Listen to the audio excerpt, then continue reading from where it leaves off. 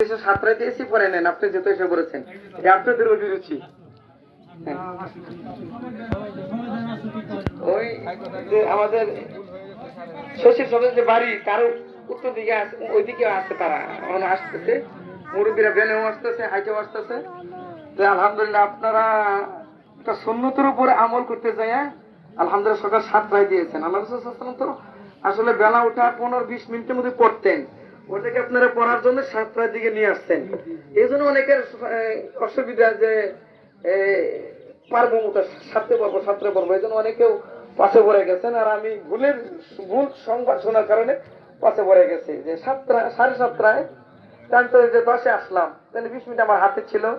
এটা ভুল হয়ে গেছে শোনার কারণে, মানুষ ভুলে উঠতে নয়। বাবা আদম আলাইহিস সালাম কে আল্লাহ 1000 বছর বয়স দিয়েছিলেন, দাউদ আলাইহিস সালামকে 40 বছর দান করে দিয়েছিলেন।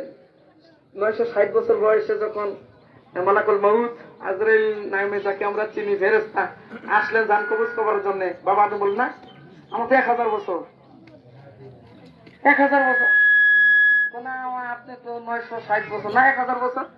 আপনি যে আপনার সন্তান রুহের জগতে দাউদ নবীর চেহারা সুন্দর দেখিয়া 40 বছর দান করছেন, এটা আপনি ভুলে গেছেন। তখন মনে পড়ছে হয় এটা তো আমি দান করছিলাম, তাহলে তো 40 বছর আগে আমার মৃত্যু হবে।